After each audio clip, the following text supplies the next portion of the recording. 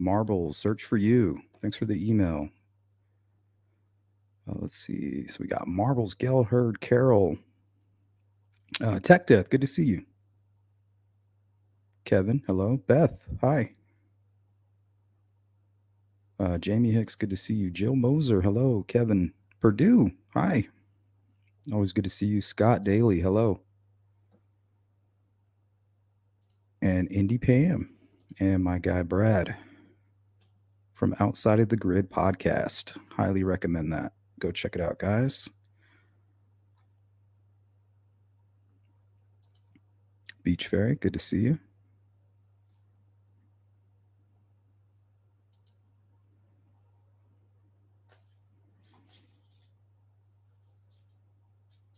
Just give me 1 second, guys.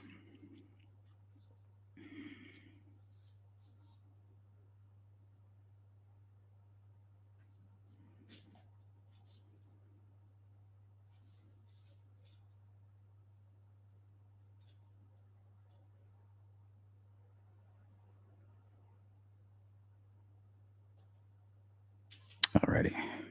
All right, welcome back to part two of the Rex Heuermann case. We're going over the affidavit. We're going to do quick news blasts at the beginning of each one of these sections. They're releasing new information. I think there was something that was recently discovered here in the last 20 minutes during some type of search. So,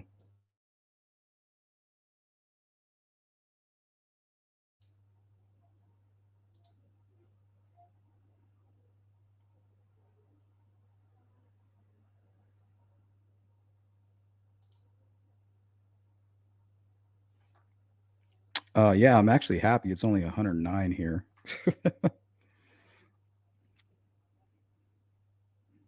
They kept telling us it was going to be like 120 here in Phoenix.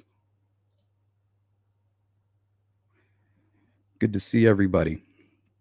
So let's see here what I have lined up.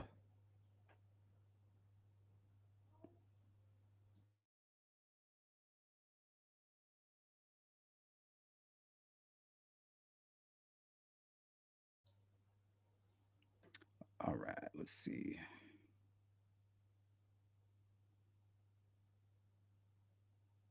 Okay, so I pulled a quick video. They talked a little bit about the conversation they had with Rex's wife and daughter. We'll cover that briefly. Shannon Gilbert's sister.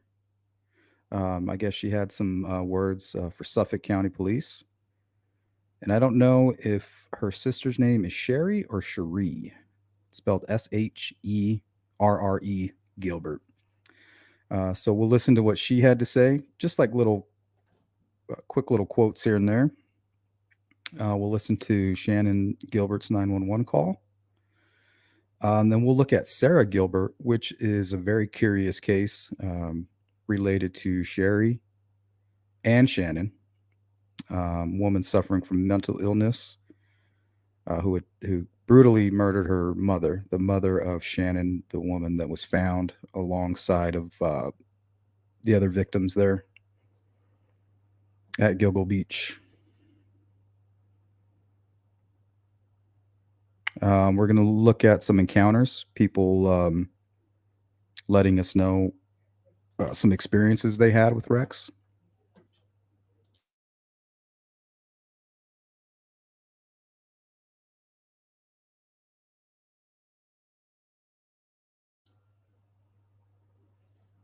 We're going to look at some comments from Megan Waterman's sister. She was great. This is kind of a follow up to my conversation with Michelle yesterday. If you guys didn't watch my interview with Michelle O, please go follow up and check that out. We're going to be starting, I think, on page 8 today and going to about, I think, page 24. So if you missed the first one, you might want to go watch that part 1 before you get this one going. Pulled some videos of some neighbors of Rex talking about him, some people that know him personally.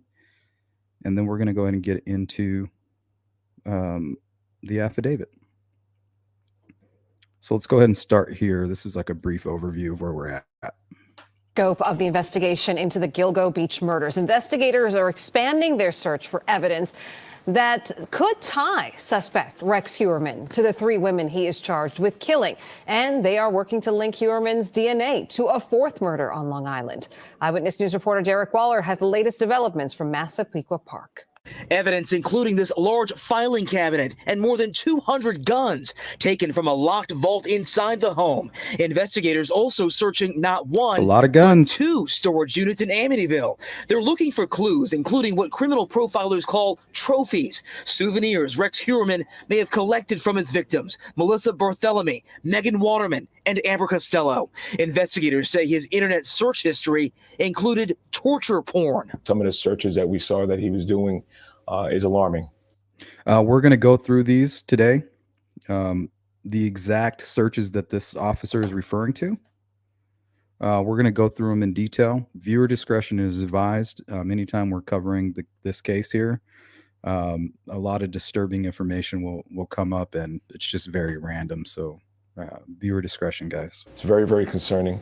And once again, as I have to make sure that everybody understands that it's a very good thing that we got this animal off the streets. He was a strange guy. His wife was a strange person. The 59-year-old father of 2 arrested outside his Midtown architecture firm last week. The takedown earlier than planned for fears word would get out and he'd escape. That gentleman was his neighbor, by the way. They say DNA from discarded pizza crust linked him to 3 murders, and he's the prime suspect in the murder of a 4th woman, Maureen Brainerd Barnes. Because the hair follicle was somewhat damaged and trying to match the DNA connected to the hair, it may take longer than we anticipate. Suffolk County Police Commissioner Rodney Harrison believes Heuermann's wife and adult daughter had no idea. They were shocked. They were disgusted. They were embarrassed. Back here inside. See, and that's I think that's the natural reaction, right? From somebody that's clueless.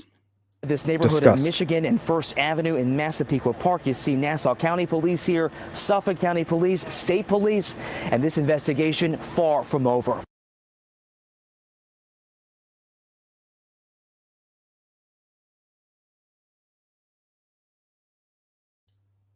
They put together a surveillance team to follow him. So they had their guy. They just needed to get that DNA, which was the pizza.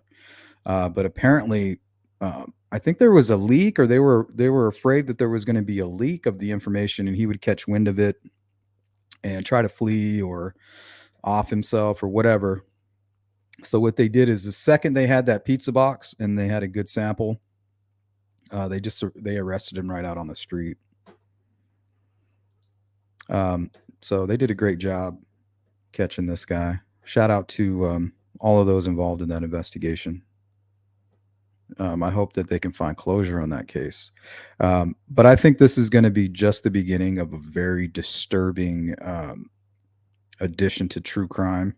I think he's going to find his place amongst, the Hillside Strangler, the Green River Killer, Ted Bundy, all these types of guys, BTK. I think they've just scratched the surface on what this guy's really guilty of. We're going to look also at an article where law enforcement talks about they're going all the way back. They feel that he is a suspect in murders in all 5 boroughs. And I'm going to quote that straight from one of the investigators, part of that team.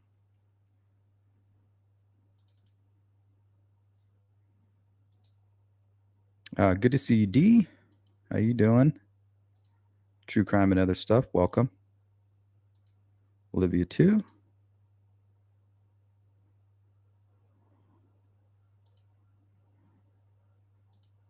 Yeah, don't worry. I tested my mic. It's good to go. You might need to turn it up a little bit.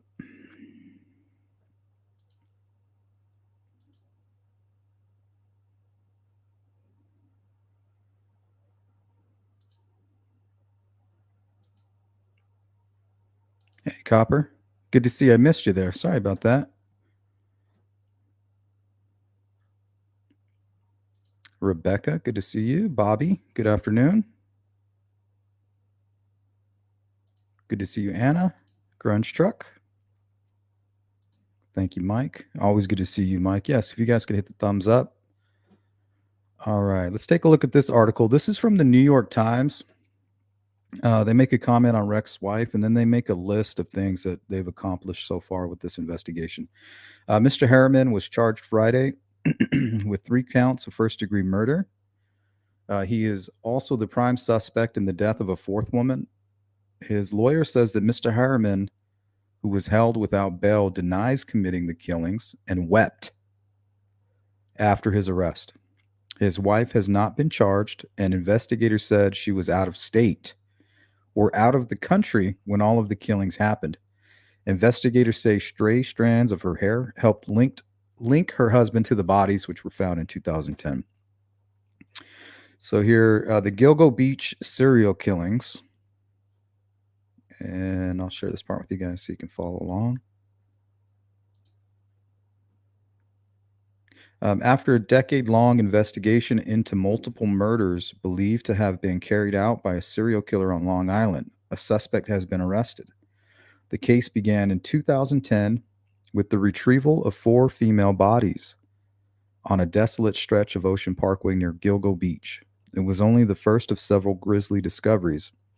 In all, remains of 9 women, a man, and a toddler were found in the area. The victims, from the beginning, the 4 women whose bodies were first retrieved were reduced to their profession as prostitutes. That now seems to have changed. An apparently unknowing wife, the suspect's spouse, was away when the killings happened, but the authorities said that she played a central role in the investigation. I think they're referring to the hair that was found, I think, attached to some duct tape, I believe.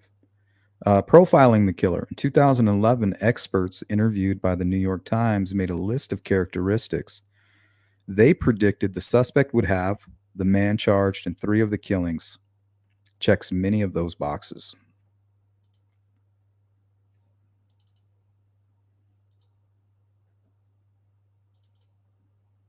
Okay, now let's talk a little bit about Shannon Gilbert's daughter and what she was recently speaking with media. Here, let me pull up an image of her.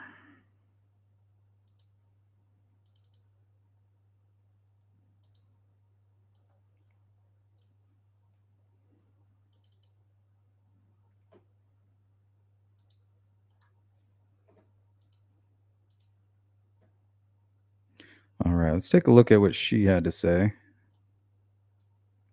The sister of 23-year-old escort from New Jersey whose 2010 disappearance, and this is from CBS 4 New York local.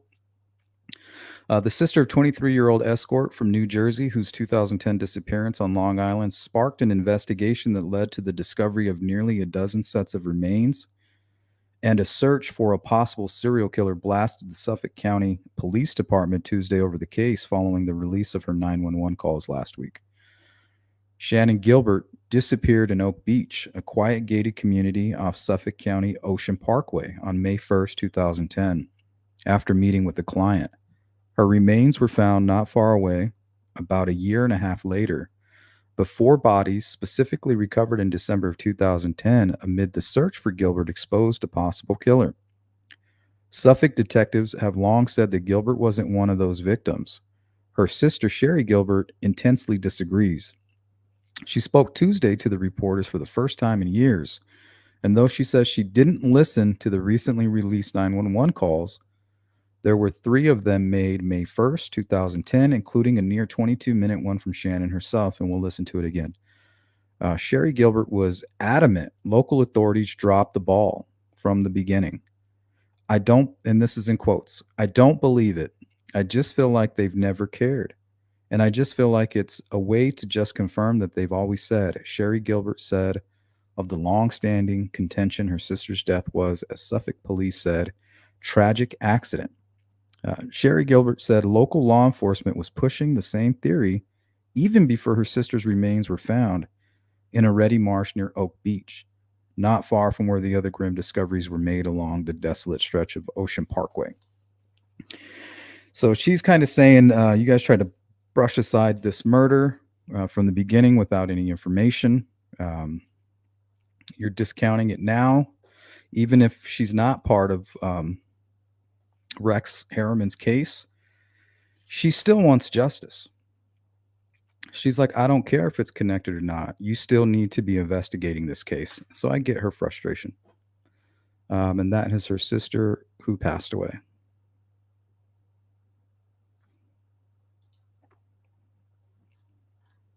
All right, let me see if I can catch up on the chat before we keep moving too far ahead. Thanks, Crunch. Good evening, Anna. Good to see you. Molly, hello. Thank you, Molly. 88 degrees, Scott. Wow. You guys have high humidity right now?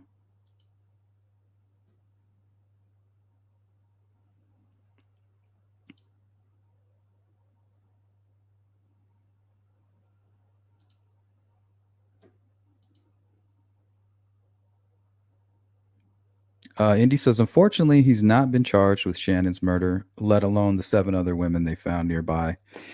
I don't know if anybody can take a quick look. I don't want to get sidetracked, but I received a notification that there was some new information found.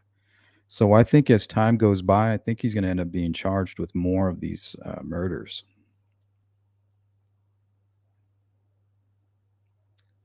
Because at first they were talking about 4 potential victims that they were going to hit him with, but now it's down to 3.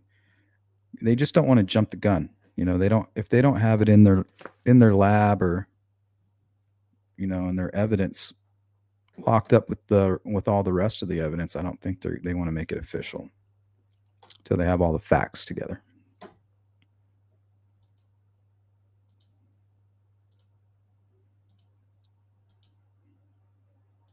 Good to see you, CJK.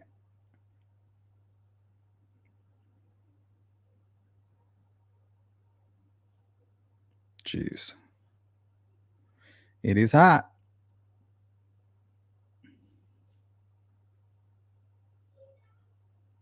Yeah, that's right, Molly. I agree with that.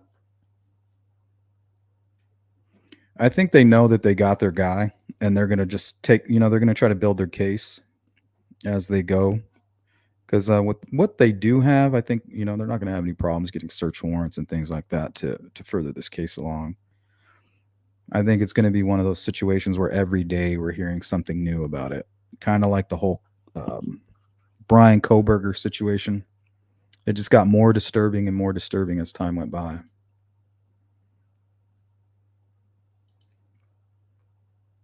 Okay, let's go ahead and take a listen to the 911 call that they were referring to.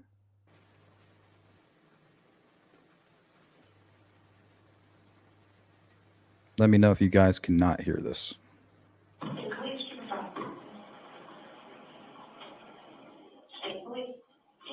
somebody after me. I'm sorry? There's somebody after me. Where are you? There's somebody after me. Okay, where are you? There's somebody after me. Where are you, ma'am? I don't know. You're driving right now? No, I'm inside the house. I'm sorry? I'm inside the house. What house? I don't know. Can you check where I am? I'm sorry? Can you check where I am? No, I can't. What's your callback number you're calling from? Huh? What phone number are you calling from? Somebody's after me. Please. Are you in Suffolk County or Nassau County? I'm in Long Island. Where on Long Island are you? No. No.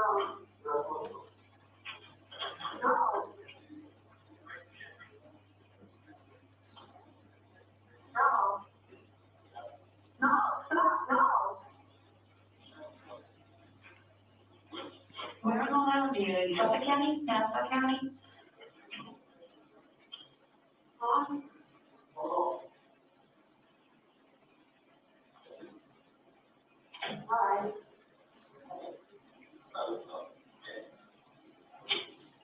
You call me by my name. Why? County 115. Please, stop it, please. Please stop. Please, can you turn it off? Please. Please. Please.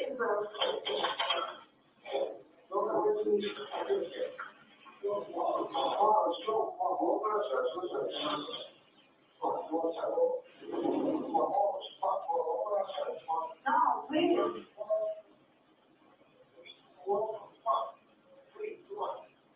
Please. Why?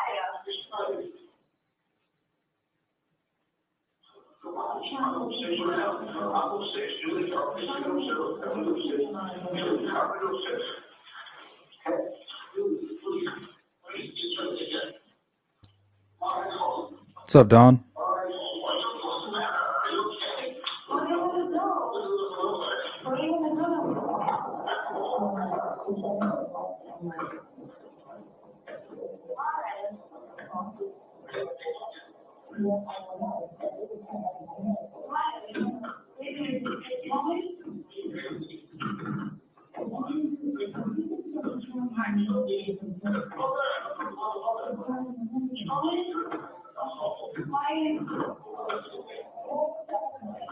I just think it's strange that she says, "Are you going to kill me?"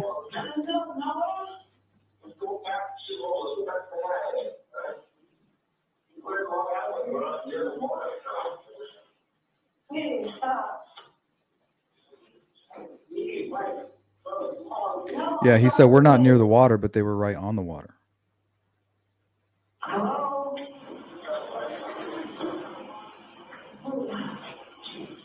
Hello? Please. What's the problem? What's the matter? What happened? Hello? Please, get me out of here, please.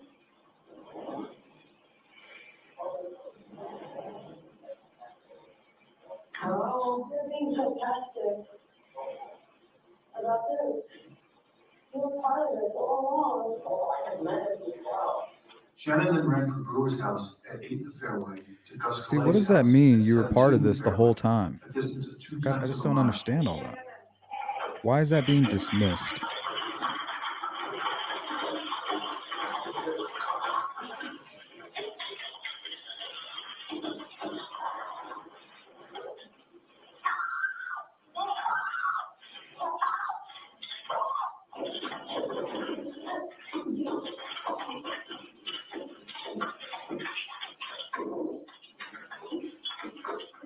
Shannon interacts with Coletti. He invites her inside his home. Shannon.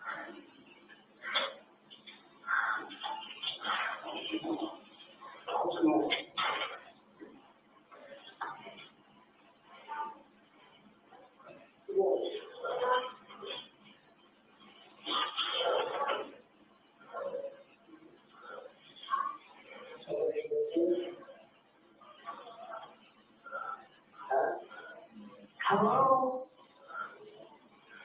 Hello?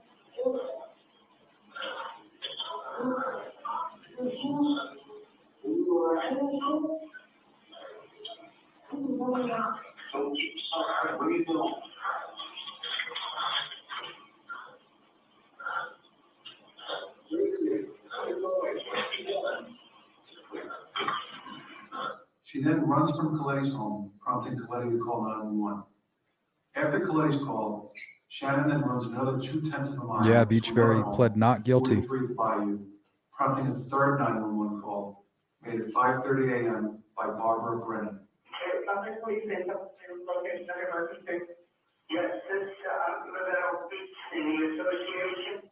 There's a young girl about 14 years old running around here screaming, and there's some guy trying to follow her. Who's the address here? I'm at 17 the Fairway. All right, you got the girl in the boy? Pardon me? You got the girl in the boy? The girl is about 14 years old, got blonde hair, very small. The boy, I can't tell, he was into like Yeah, I think all the victims were petite. What I read.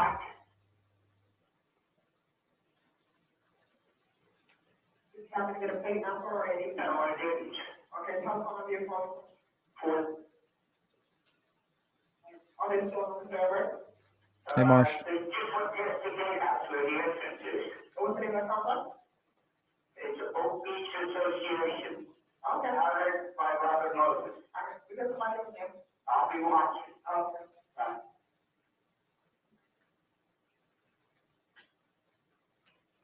Subject police 875. What is the location of your emergency? 43 Divide. That woman is knocking at my door. What town are you in?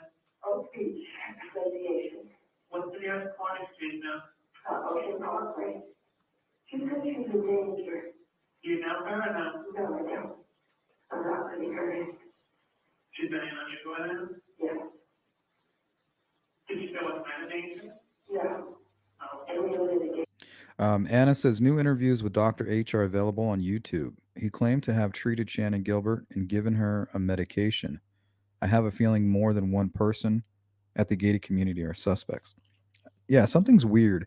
And it's not beyond investigators to lie and say, oh, well, this has nothing to do with anything.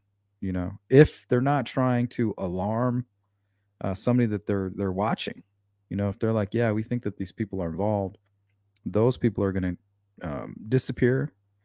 They're going to destroy evidence. You know, they're going to stop doing what they do normally, which is what law enforcement does not want them to do. They want to observe them and what they're doing without them knowing they're being watched. What's your name?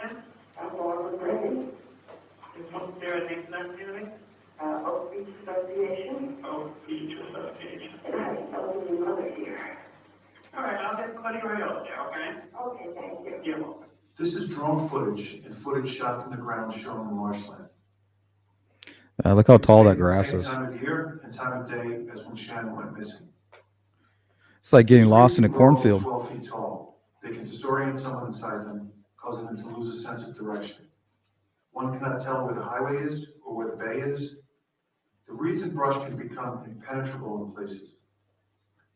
There's a trench running east and west through the marshland. This was created to allow mosquito control. Yeah, I love Arizona Indy Pam. It is believed that Shannon followed this It's the trench. best state. Personal belongings of hers were found just north of the trench. Shannon's Wow. remains were found north of the trench, about 158 feet south of Ocean Parkway, approximately 3/4 of a mile from where she was last seen. So I'm just the kind of person where I believe that usually where there's smoke, there's fire, right? So you have 11 bodies here. You have a woman that's a working girl, a call girl, and she's saying, you're part of this. You were part of this the whole time. Are you going to kill me? Then you hear a gentleman in the back saying, we're nowhere near the water. They are right on the water. As if she knows that he's lying. He's being sarcastic and he's kind of threatening her, you know? So I'm pretty sure law enforcement, I'm pretty sure they're taking a very close look at that situation. I hope they are. Anyway. All right. Here's a quick article I found on Sarah Gilbert. Sarah Gilbert is the sister of Cherie and Shannon Gilbert, who was found dead of suspicious circumstances there near where they found Rex's victims. But this is a very curious case because this woman here brutally murdered the mother of Shannon Gilbert, basically stating mental illness, an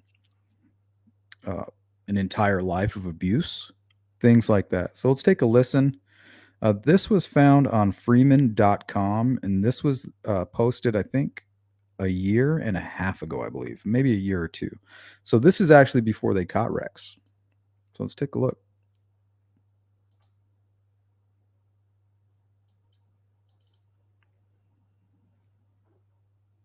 That's her there.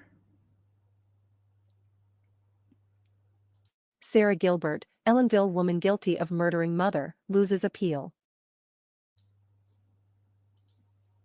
Looks like this article is by Diane Pinero Zucker. She can be reached at DPINEIRO -Zucker at freemanonline.com. Kingston, New York, convicted murderer Sarah Gilbert has lost an appeal of her 25 years to life sentence for the brutal stabbing of her mother in 2016.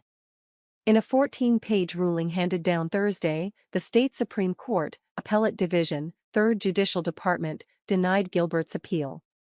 In August 2017, then Ulster County Judge Donald Williams sentenced Gilbert, now 32, to 25 years to life in state prison, the maximum sentence allowed by law, for the July 23, 2016, stabbing death of her mother, Mari, 52. Gilbert stabbed her mother with a 15-inch kitchen knife 227 times, beat her with a fire extinguisher, sprayed her with the foam from the extinguisher, stripped her and removed her jewelry. In its decision, the court wrote, "We have no doubt."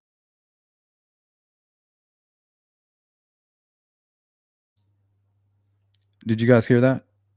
She stabbed her mother with a 15-inch kitchen knife 227 times.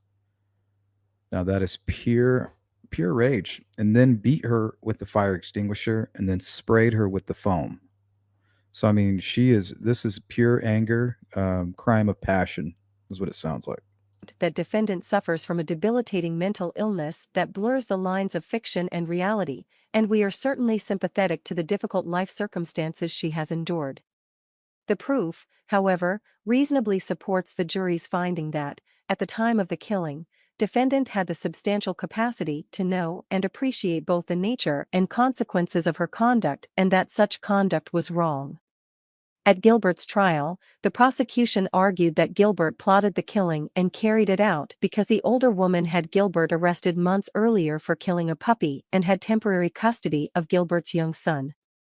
The defense portrayed Gilbert as acting out of delusions brought on by a lifetime of abuse and mental illness and a state mental health system that repeatedly let her down. In ruling to uphold her conviction and sentence, the court said that Gilbert possessed more than a surface understanding that her conduct was wrong, including that she hid in the bathroom when police initially arrived at the scene, requested that her family be moved away, stated to detectives that she felt bad about her actions, agreed with detectives that stabbing the victim would still have been wrong even if the voices had ceased thereafter, and received a positive score for malingering on the preliminary MFAST test. At her sentencing Gilbert in 2017, Williams said, "I will never be able to put out of my mind the comments of Gilbert's sister and her attorney. If you're afforded the opportunity, you will kill again." He continued, "This court will not permit or contribute to that terrible situation happening again," calling the sentence not an act of punishment, but instead an overwhelming desire to protect other people by taking Gilbert off the streets for as long as I can. Mari Gilbert's death was the second tragedy to befall the family in a span of about 6 years. Shannon Gilbert, Mary's daughter and Sarah's older sister, vanished in May 2010 after fleeing the home of a sex client in Oak Beach on Long Island. The search for her led to the discovery of 11 sets of human remains over the span of a year. Gilbert's and those of 8 women, 1 man and a toddler. At least 4 of the women worked as prostitutes. No suspects have been identified in any of the Long Island killings, although investigators believe a serial killer, and perhaps more than one, was responsible for most of the deaths. Yeah, that's very interesting.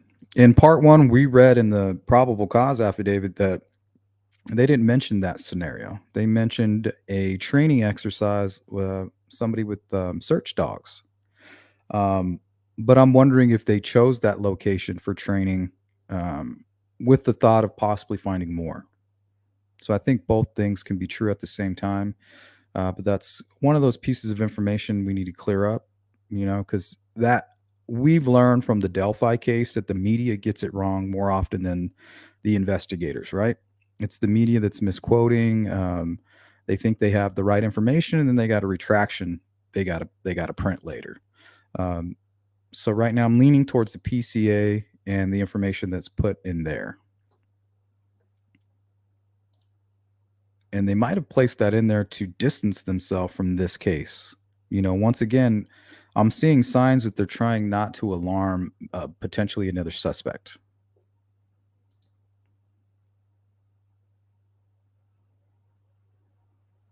And one thing I'm learning is that this Rex Harriman guy, whenever he was alone in a car with a woman, he would mention um, the fact that they were looking for a serial killer out there, and he would talk about it. And we're talking about this is the first time he's alone with this person, and he's bringing and mentioning up the serial killer. And we're going to look at that right now. And he mentioned something very strange, and we'll kind of pause there for a little bit, and then we'll get into the PCA.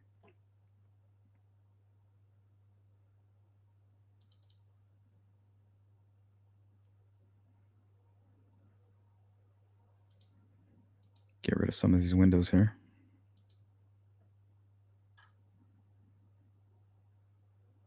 Okay, this one's from the New York Post. Client of Rex Harriman details encounter driving him home.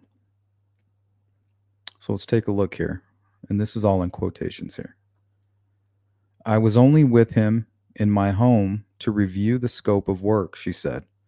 I even gave him a ride to his home in Long Island from Brooklyn. At one point on the drive, we talked about the Gilgo Beach murders. We even discussed the burlap and why someone would use that in retrospect. Thinking about that conversation, it's just bone chilling. Visibly shaken, St. Aramond explained that his client had called him to discuss the eerie comment a month before they would find a buyer for her house and close the sale. And this is in quotes from him. In that drive, they actually had a conversation about the murders, St. Aramond recalled. And the first thing he said, and she told me this specifically, the first thing he said was, I don't know why he would use burlap net. And she was like, I don't know either. So he called it a net. And that's kind of why I made this thumbnail for anybody that was wondering. It was right after I read that. And I just wondered why is he using burlap as a net? And why did he call it a net? You know what I mean? That seems very strange.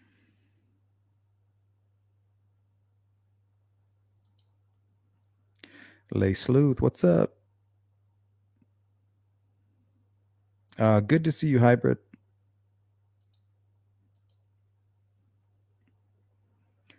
So apparently he said, I don't know why he's using a burlap net. Almost like he was curious to, what her thoughts were. Like, why would he do that? But it got me curious. Why would he do it? I have a feeling they were hunting people in this field. He has all these rifles and everything. Maybe that's how they were capturing them. Some kind of net, but I don't know. I might watch too many movies with that.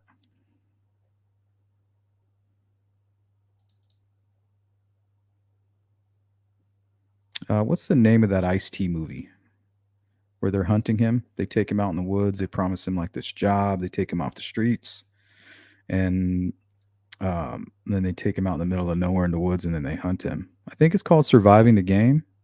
I could be wrong though. It's a great movie.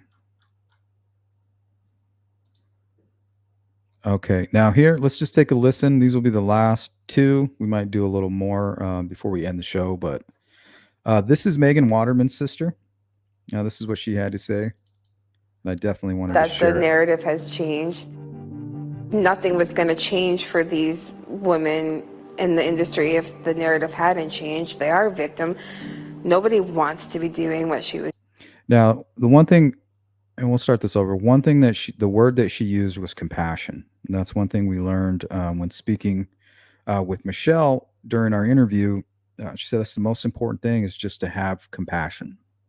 That the narrative has changed. Nothing was going to change for these women in the industry if the narrative hadn't changed. They are a victim. Nobody wants to be doing what she was doing. She didn't seek doing that. She was a vulnerable, naive drug addict girl who was very easily influenced by this monster of a man.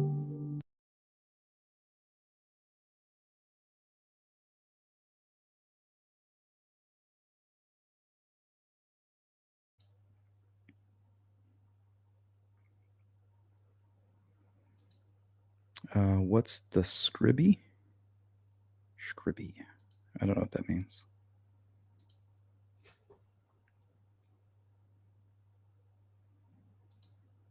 Scott says she was there for 3 hours before the call. I think they let her know what was going to happen, and she tried to do something about it. Called with a second phone. Yeah, it seems like she maybe was like, "Oh, I got to go to the restroom," and then had picked up a phone prior to that, snuck away and tried to make that call. Why does she say, I know that you're in on this? And he's like, oh, it just has a really creepy tone. I just hope they're following up on that. That's all. That's all I got to say about that. Here's some people that knew Rex. One guy was a neighbor, didn't really know him, but would see him often. And another guy went to school with him. Let's take a look. We saw this guy just standing there chopping wood, looking very strange. And we made a joke. We were like, this guy's definitely a serial killer, because he looks like a serial killer. James Pagano went to school with Heuermann. Well, he had a nickname, which everybody probably gets a nickname in high school, but his was Herman Munster because he was so big. Dominique Vidal said she was recently in a networking group with Heuermann when the topic of podcasts and true crime came up. He asked. Creepy. Here, let's listen to the call. He left a voice message on this woman's phone. God, I mean, they got to be kind of creeped out, right? I mean, how do you just...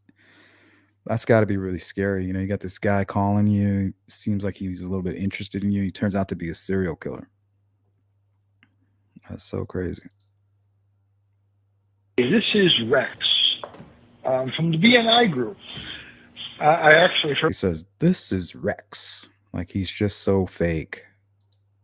This is Rex from the BNI group. I actually heard you are no longer part of the group. I still wanted to talk to you. I had a question for you. And also wanted to touch base. So if you get an opportunity, you can always try me at the office. Or feel free to use my cell. Mine. Probably gave her a burner number. Hope you're doing good. Hope to talk to you soon. Thank you.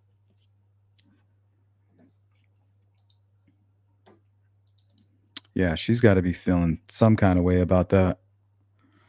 What do they call that? The EBGBs?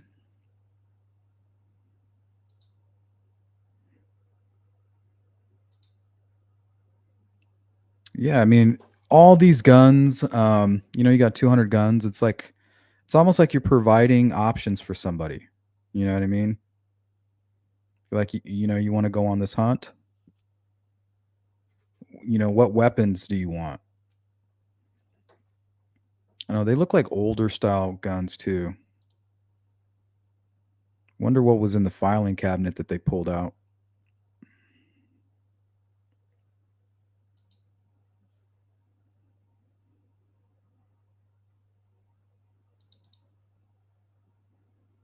All right, let's pull up the PCA. We only have about another 40 minutes. I think we left off on page 8. And anybody that missed part 1, I recommend you go watch that one first and come back to this one. If you're worried about being confused at why we're starting on page 8. Approximately 1:18 a.m. on September 2nd, after the ruse had been perpetrated. Now, where we left off was one of the victims had basically been called by Rex and hired, as a call girl. And he went over, paid her, went to her home, and she had a friend barge into the home and say, "Oh, what are you doing with my girlfriend?" And kind of course, he's going to leave. He's not going to sit there and stick around for the drama, right? Well, she left her money there, and apparently that was like a scheme or a ruse that they would go ahead and do on some men, probably just to get some quick cash or something. But that's where we left off. On September 2nd, after the ruse had been perpetrated, and that's the ruse they're referring to, the burner cell phone sent a text message to the Costello phone which stated, "That was not nice. So do I sick credit for next time?" Phone records show that the burner phone was located in Massapequa Park within 2 minutes of this text message being sent. According to a witness later the next day on September 2nd, 2010, Miss Costello was again contacted by the same client, was in the house the night before with the avalanche. Further, Amber told us that she wanted to see her again, but he didn't want to come back to the house because of her boyfriend. Wow. So it's like he used the ruse back on her. Thereafter, on September 2nd, 2010, approximately 9:32 p.m., the same burner cell phone from the previous evening again communicated with the Costello phone. During this communication, the burner cell phone used a cell site location in Midtown Manhattan. Following this communication and based upon the cell site records, the burner cell phone traveled to Massapequa Park and had contacts with the Costello phone at approximately 10:39 p.m. and 11:05 p.m. Cell site records for the burner phone indicate that at approximately 11:17 p.m., the phone traveled to West Babylon in proximity to the residence of Amber Costello. Subsequently, Amber Costello left her own cell phone behind, walked out the front door of the residence, and was seen alive for the last time. Shortly after Miss Costello left the house, a witness observed a dark colored truck pass the house, specifically from the direction Amber had walked towards. Records established that defendant Heuermann's wife was out of New York for the disappearance of Bartholomew, Waterman, and Costello. Significantly, travel records show that on July 8th, 2009, defendant Heuermann's wife departed the U.S. for Iceland. On August 18, 2009, defendant Heuermann's wife returned to the United States. Consequently, defendant Heuermann's wife was out of the country during the time of Melissa Bartholomew's disappearance.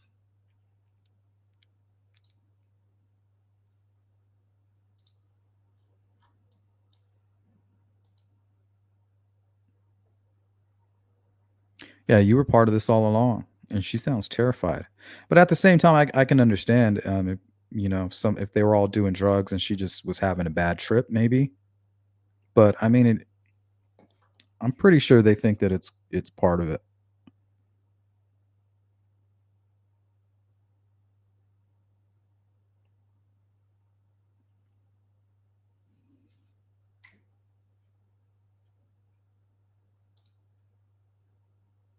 Thank you, D. Yeah, that's a good question. I wouldn't doubt it if these guys are suspects in some way or the other.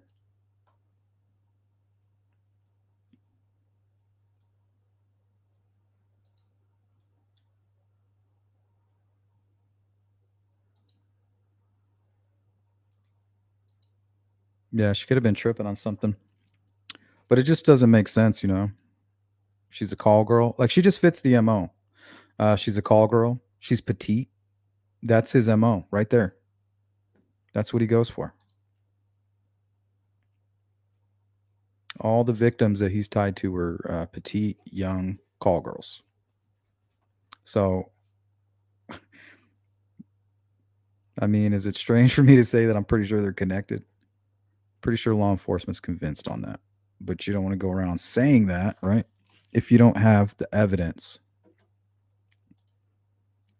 Hopefully they will have it soon. Yeah, are you going to kill me?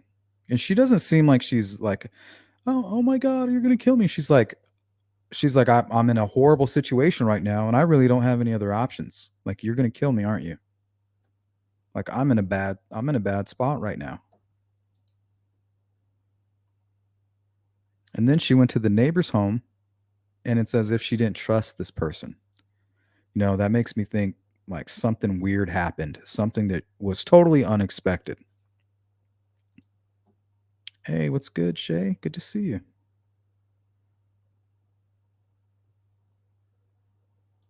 Yep, I agree.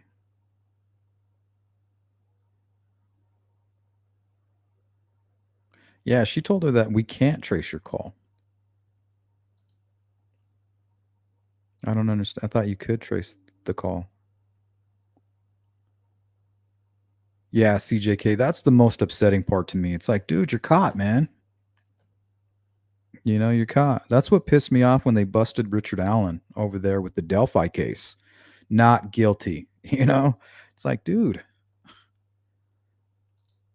you would think once they get caught, they would just be like, hey, all right. You know, but it's that arrogance. It's that ego that's like, oh, man, they don't, you can get through this. It's the same thing. Oh, you can get away with this.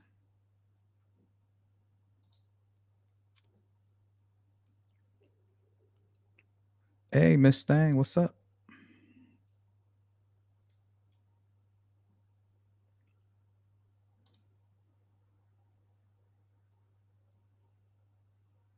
Yeah. But she didn't seem like she was paranoid. You know, usually when you're paranoid, you're like, get away from me. Don't touch me. You know, you're paranoid. You're not like, oh, you're gonna kill me, aren't you? You had something to do with this. Like she's almost like sad, like disappointed, you know. She doesn't seem like she's out of her mind.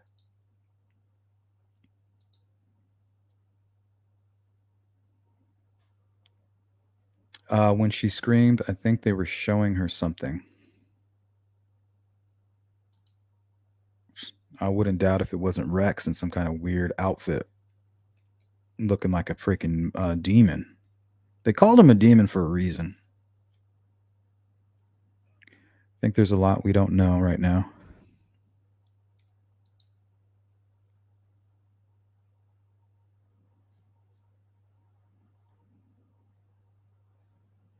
All right, trying to catch up on the chat. It's going a little bit fast. Let me skip down here. –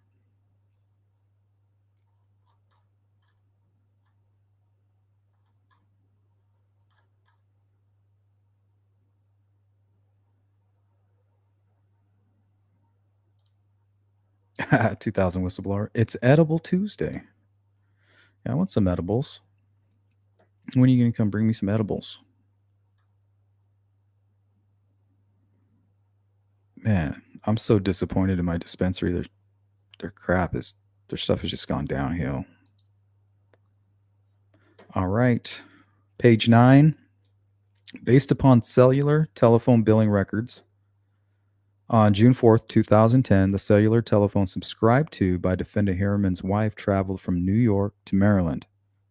On June 8th, 2010, the cellular telephone subscribed to by defendant Heuermann's wife returned to New York from Maryland. Consequently, based upon cellular telephone records, the cellular telephone subscribed to by defendant Heuermann's wife was out of New York State during the time of Megan Waterman's disappearance. Based upon cellular telephone billing records on August 28, 2010, the cellular telephone subscribed to by defendant Heuermann's wife traveled from New York to New Jersey. I think that's where she was from, New Jersey. On September 5th, 2010, the cellular telephone subscribed to by his wife returned to New York from New Jersey. Subsequently, the cellular telephone subscribed to by Heuermann's wife was out of New York State during the time of Amber Costello's disappearance. Cellular billing records for the cell phone of Rex A. Heuermann. During the times of the disappearances and murders of the victims, defendant Heuermann owned an architectural business located in Midtown Manhattan, and his business was the named subscriber of Heuermann's cell phone, which was active during the times of the victims' disappearances and subscribed to Heuermann's home address in Massapequa Park. Although cell site records from the time period no longer existed, investigators obtained cellular billing records, which showed general location information for Heuermann's cell phone. A review of these records, as well as Heuermann's American Express records, showed numerous instances where Heuermann was located in the same general locations as the burner cell phones used to contact victims Bartholomew. Some notes at the bottom here. Neither cellular telephone billing records nor travel financial records could be obtained for defendant Heuermann's wife for 2007. As such records were no longer available due to retention policies, therefore, it is undetermined at this time defendant Heuermann's wife was traveling out of the state during the time of Maureen Brainard Barnes' disappearance and murder. I'm not sure what they mean by that. I think they're just trying to tell the court or the judge, not trying to leave out any pertinent information, it seems. Hey, what's up, Pam? Thank you. You're the best. Yeah, she didn't sound like she trusted him very much.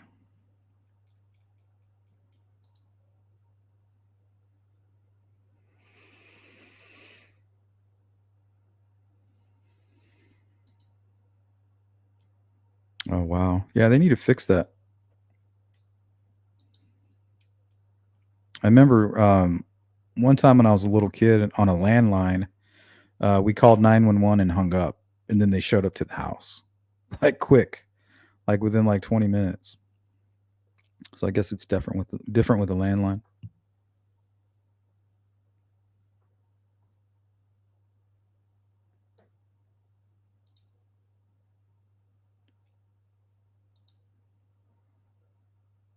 Yeah, edibles are it's a whole different experience. They even have like these drinks that are infused. Those are really yummy too if you can get the right ones. It's a really positive, like uplifting. Um, I when I originally Arizona was only on medical.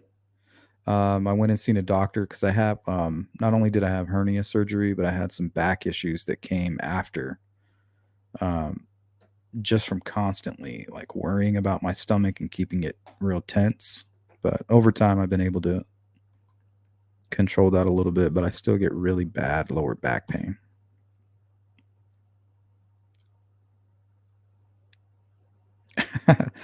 Good for you, Beach. Good for you.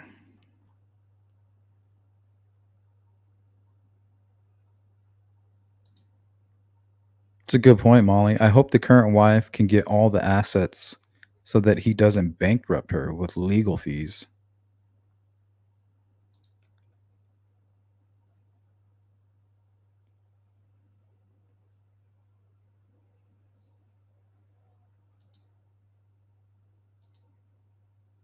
Ooh, I like Bogo.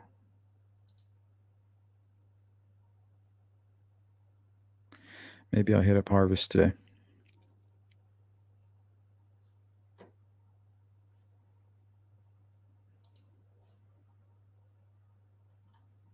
All right, guys, we are on page 10.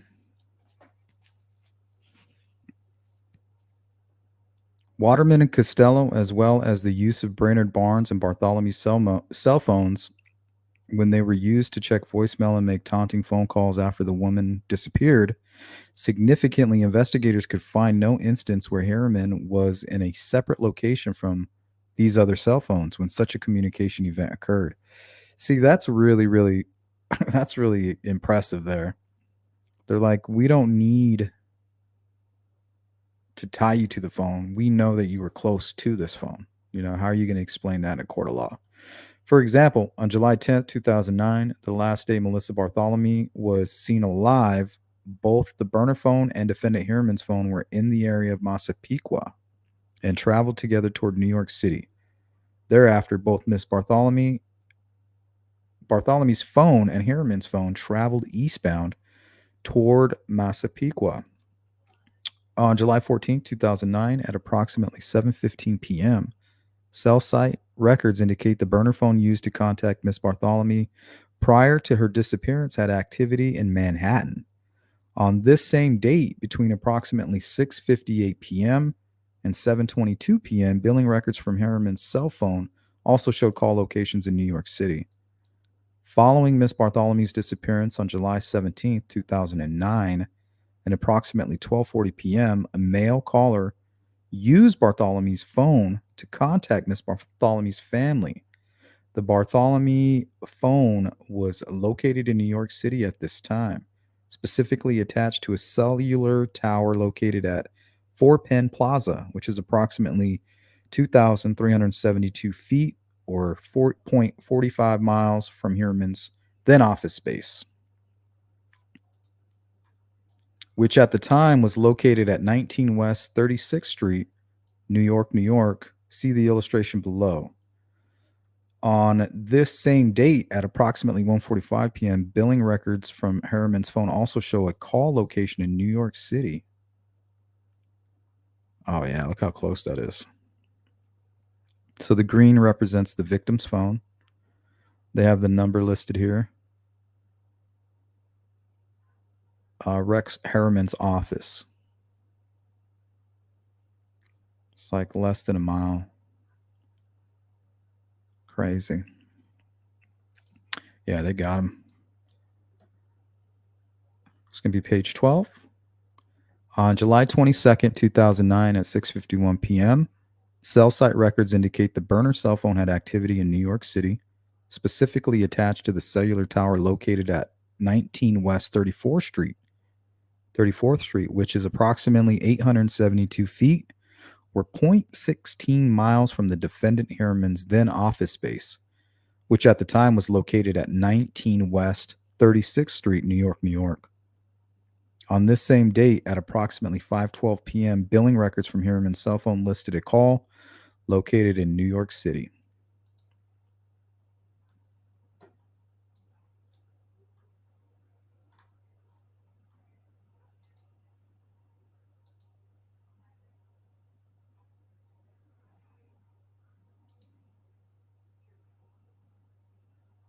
Sure, Pam.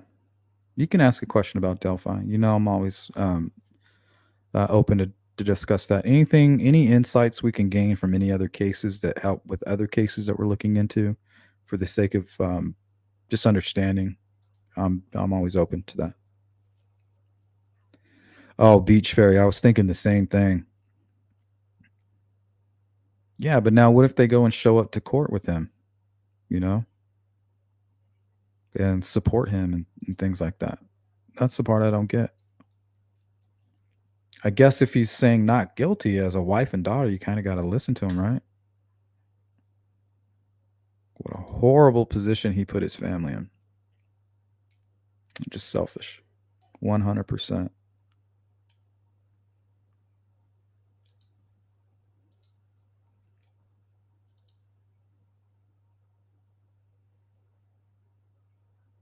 Yeah, they don't. I don't even know if they care about themselves.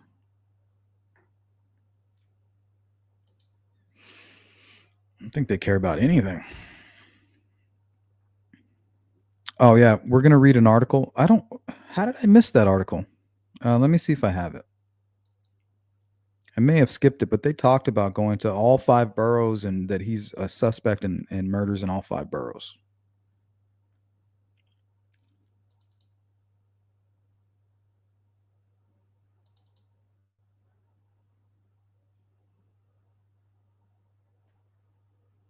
Oh, here we go. Yeah, I did miss it.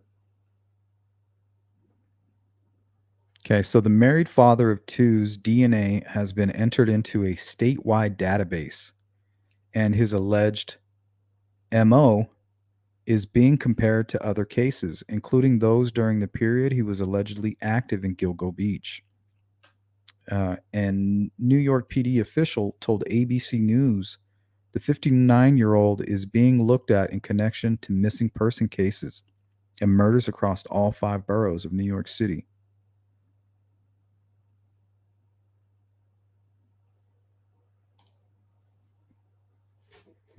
Yeah, like I said, we're just scratching the surface on this case.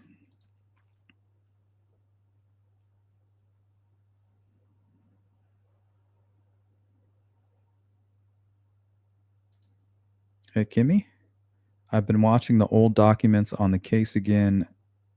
Shannon was also offered $1,500 for services last night, as well as one of the Gilgo 4. She was hired that night by Joseph Brewer, though. True crime and other stuff. I'm glad law enforcement kept it quiet, and they did all their homework and made sure it was him. Yeah, they did. In the very second that they thought there could possibly be the slightest leak, boom, they swept him and put some bracelets on him.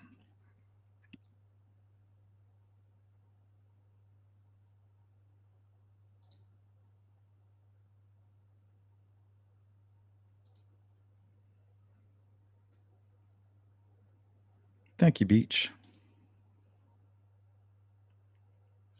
Yeah, they got him. They got his ass. I mean, there's no way he can explain this.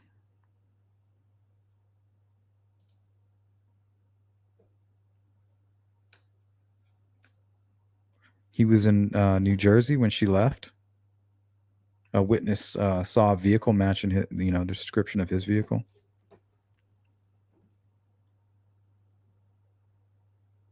Did you see how they arrested him just right on the street? It was in that little news clip I played at the beginning. They were watching him, and then like six agents just swarmed on him. He was looking around like, "Oh shit." He kind of looked like Richard Allen. Remember when his wife came up to the window and he had those big eyes? That's what he looked like.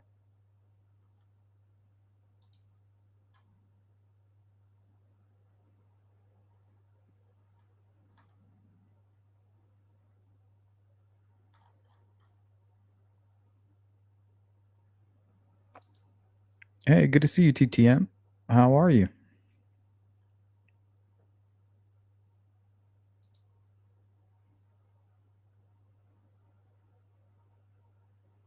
Yeah, it's ridiculous. Well, we got multiple murders here. I have a feeling if Libby didn't take that video and catch that audio, we may have been dealing with more. So if this killer Rex Harriman's committing these murders while his wife's away, that's what I've been saying to you guys from the beginning. There was some issues going on with Richard Allen on the Delphi murder case, where his wife was preoccupied and seemed like she wasn't around. So he can kind of maybe start getting into some mischief, start fulfilling some of his fantasies, because that's what this is all about, is fantasies in a sick mind. Oh yeah, you saw that, Kimmy? He's just walking wearing his khakis like, yeah, they're too stupid, they ain't never gonna catch me. And then boom, this little guy just come and grabs him by the hand. He's probably looking at him like, what the hell? And then four more agents they got him. And then that's when you kind of seen the perp walk, where he's wearing those khakis and that shirt, looking all tall.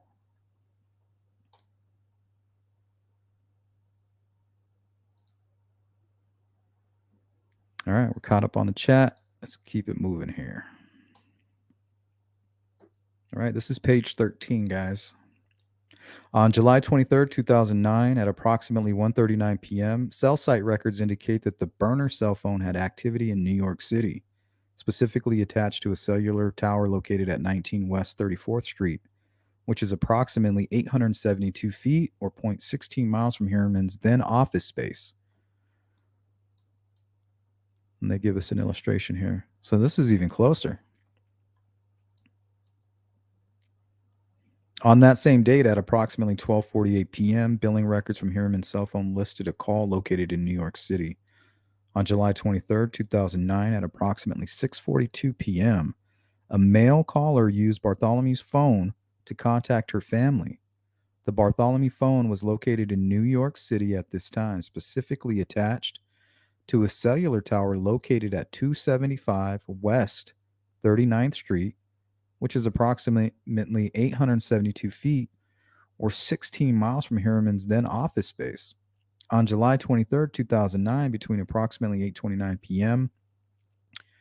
and 9:30 p.m., the burner cell phone had activity in New York City. Later on the same date, at approximately 11:05, billing records from Heuermann's cell phone listed a call located in Jamaica, Queens. Shout out to Southside Jamaica, Queens.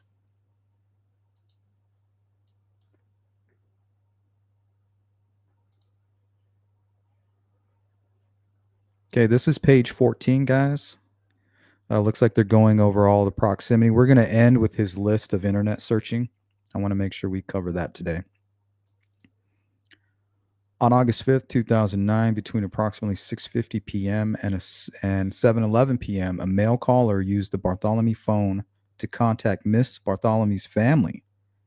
During said time period, the Bartholomew phone utilized the following cellular phone towers in New York: City, which were 2,230 to 3,280 feet from Heuermann's office, then office space.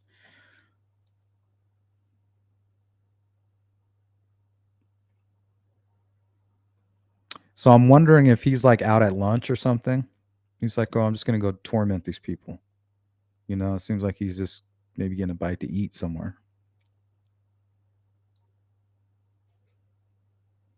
On August 10th, 2009, based upon subpoenas, travel documents, Heuermann departed from Iceland and all phone activity for Bartholomew phone stopped. On August 18, 2009, Heuermann returned from Iceland and phone activity from the Bartholomew phone resumed the next day. So he's like, okay, my wife's gone, back to being a monster. All he needs is to be alone. Crazy.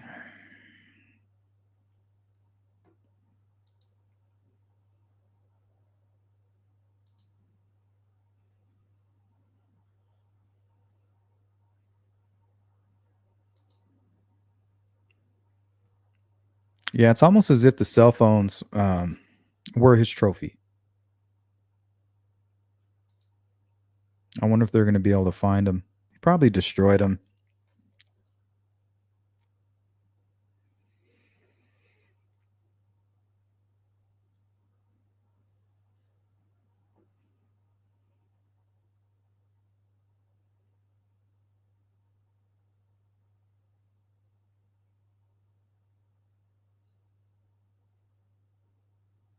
Man, what a psycho. Okay, page 16. On August 26, 2009, between approximately 11:29 a.m. and 11:34 a.m., a male caller used the Bartholomew phone to contact Miss Bartholomew's family. According to cell site records, the Bartholomew phone was located in New York City at this time, specifically attached to the cellular tower located at 4 Penn Plaza, which is approximately 2,230 feet or 0.42 miles from Heuermann's then office space. On this same date, at approximately 11:38 a.m., billing records for Heuermann's cell phone list a call location in New York City. So every time these calls are made, he's somewhere within arm's reach or a stone's throw away.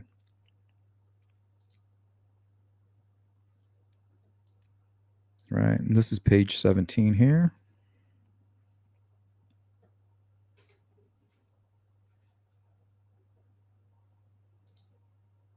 Carol Murray says they portrayed his home as a cesspool today at noon on Fox. Did they have any video? Maybe we can pull up some video at the end of the live stream. If they did like a walkthrough, I would like to see that. I would like to see what he has in his home. Up on the mantle, sitting on the shelves.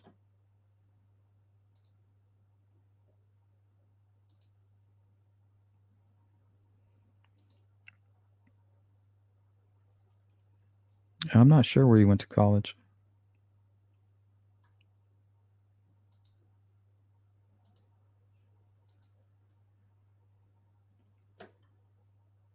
Okay, so we're going to start getting into the forensics that they pulled from his electronic devices. And once again, viewer discretion is advised. I'm going to try to avoid any of these cringy words here. Additional burner phones and online account activity linked to defendant Heuermann. As described herein, over the course of the comprehensive investigation of defendant Heuermann, investigators located a number of online accounts and burner cell phones linked to the defendant Heuermann, but which were held by him in fictitious names and used for illicit activities. American Express records obtained via subpoena revealed recurring Google Pay payments made by defendant Heuermann to Tinder, an online dating and geosocial networking application used to find dates or hookups within a user's immediate vicinity. Records were then obtained from Tinder, which revealed that the Tinder profile was set up in the name Andy. Heuermann's middle name is Andrew.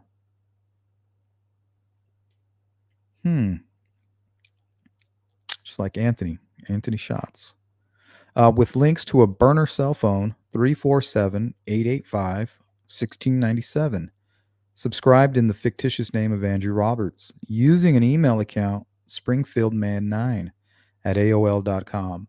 Springfieldman9 at AOL.com account was established with AOL on January 15th, 2011 in the fictitious name John Springfield. With an Astoria, Queens, New York zip code using another burner phone, 347-304-2671, which records show has no named subscriber. Records obtained from Verizon showed the defendant Heuermann's cell phone was used on December 11th, 2022 for a period of over 3 hours to access the fictitious Springfield Man 9 AOL account. Similarly, records obtained from the T-Mobile show the burner cell phone 347-304-2671 was used on multiple dates, including November 8th, 2022, to access this account. A review of call records for these two additional burner cell phones revealed that both cell phones were used extensively between 2021 and 2023 for prostitution-related contacts, either with sex workers or massage parlors. We all know what type those are, probably. In addition, cell site warrants for these burner cell phones revealed that just like the burner cell phones defendant Heuermann used to contact the victims prior to their disappearances, these additional burner cell phones have frequent cell site activity in Midtown Manhattan and Massapequa Park.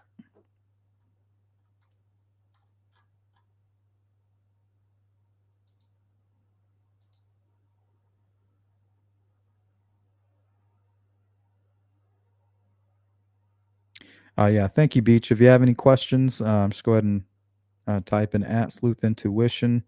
And if I can answer it, like I said, this is just me learning about the case, and I want to do it alongside with you guys because I know you guys are great sleuths as well, and you're doing your homework and you're digging a lot. And we want to know what makes these guys tick so that we can see them coming and we can hopefully be in a position to protect our own families better.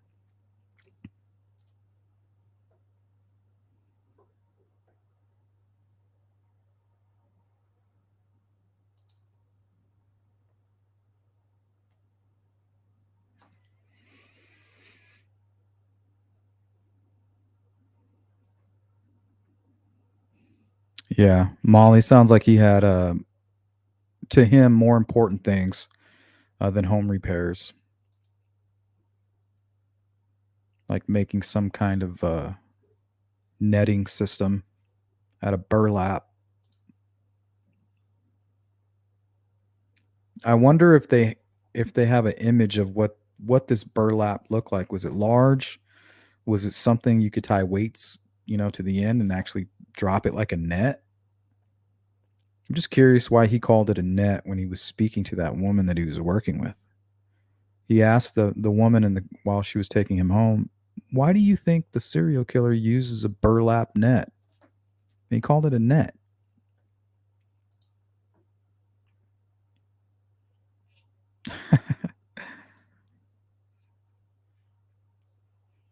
Carol says yes, but no walkthrough. But the reporter covering was very good. A lot of descriptions, hopefully. One of the detectives of course, it's sparsely covered compared to crime channels, but they listed all the stuff coming out. Well, that's good. I'll go take a look. Hey, what's up, Chopper? Good to see you. Yeah, I seriously doubt he kept any of that stuff in eyesight of his wife and daughter.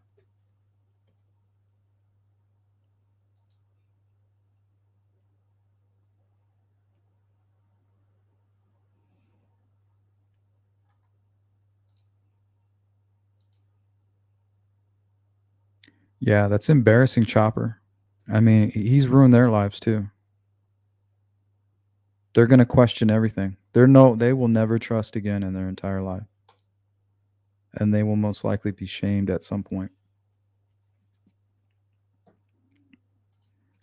You got these creeps always like, "How did you not know?" Because this is definitely different than the Delphi case. You have a guy where they got a video, they got the voice, and we know for a fact that his wife knew that he was out there that day. So that's completely different. We can't compare the two. And we have a bona fide serial killer here who's extremely smart, educated. Um, he's being very, he's doing everything according to a plan. He has it all planned out. It's all premeditated, very thought out.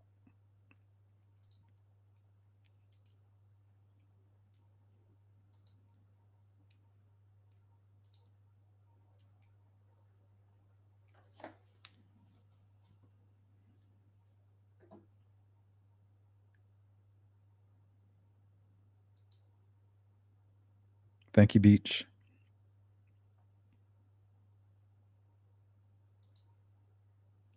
Yeah, that's another case. Right now,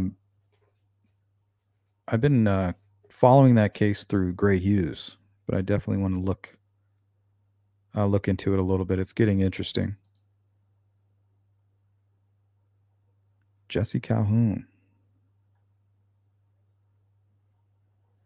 All right, let's get going. We are running out of time. We got about 20 minutes, and we're on page 18.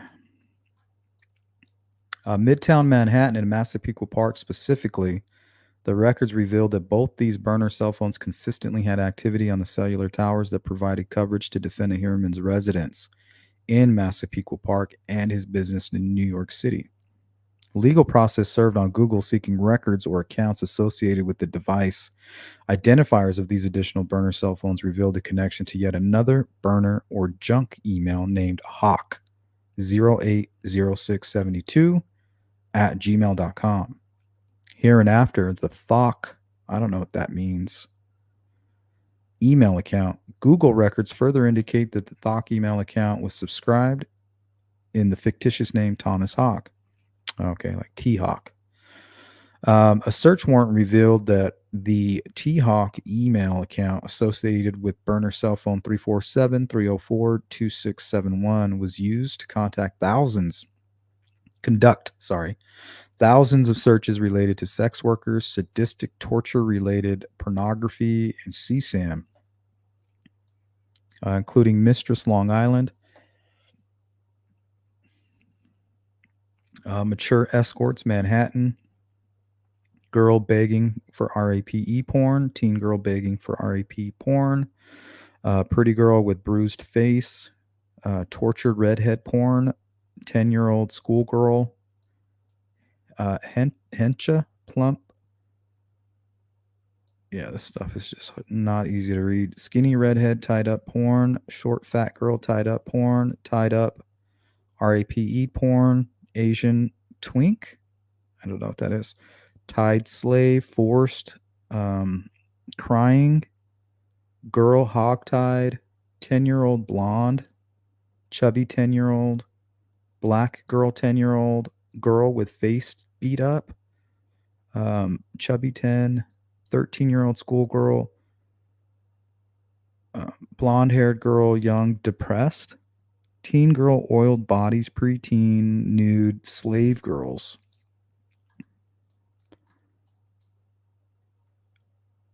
This is insane. Old janitors, gang bang, little, oh my God. Crying girl, school, crying teen. The Thawk email account was also used to conduct an excess of 200 searches between March 2022 and June 2023 related to active and known serial killers. The specific differences and murders of Maureen Brainard Barnes, Melissa Bartholomew, Megan Waterman, and Amber Costello, and the investigation into their murders. These searches or articles accessed include, but are not limited to, why could law enforcement not trace the calls made by the Long Island serial killer? Why hasn't the Long Island serial killer been caught? Long Island serial killer, Long Island serial killer phone call, Long Island serial killer update, Long Island serial killer update 2022, FBI active serial killers by state of 2023, map of all known serial killers, unsolved serial killer cases, America's 5 most notorious old cases, 11 currently active serial killers. So you can tell he's very proud of his work.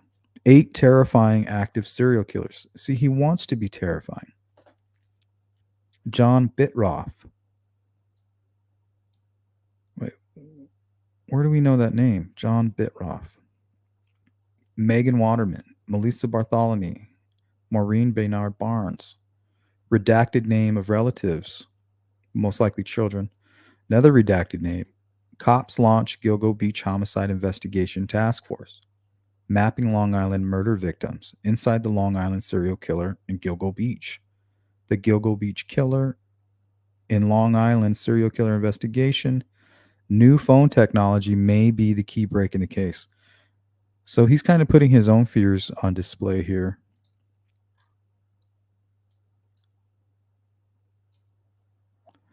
And I think we're going to stop here on page 10, or excuse me, page 20. The Thok email account was also used to search for a number of podcasts and or documentaries regarding this investigation, as well as repeatedly viewing hundreds of images depicting the murdered victims and members of their immediate families. Significantly, defendant Heuermann also searched for and viewed articles concerning the very task force that was investigating him.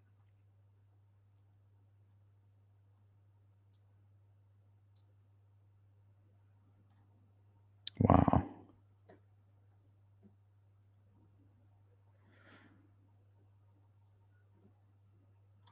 Yeah, if this guy starts talking, they're going to learn a lot about it, about these types of killers. That's insane. All right, guys, we are completely out of time. We will hang out probably for another 5 minutes, and then I got to get out of here. Make sure if you're not subscribed to my channel, if you want to catch those notifications, make sure you hit that and the bell icon, right? If you can, hit the thumbs up on the way out. If you missed the live stream, no big deal. If you're part of that replay crew, you know what to do. Leave a comment, and we will get back to you. But on that note, guys, I got to get out of here. I may be going live a little bit later in the day to discuss the Delphi case, just to check in with everybody who's been following it. There's not a lot of updates in it, but I know that there's still plenty to discuss. So keep your eyes out for a notification. I had some plans fall through later in the day, so I decided I might go live for that case. But we should be back tomorrow. Not sure what time for part 3, which will be the final.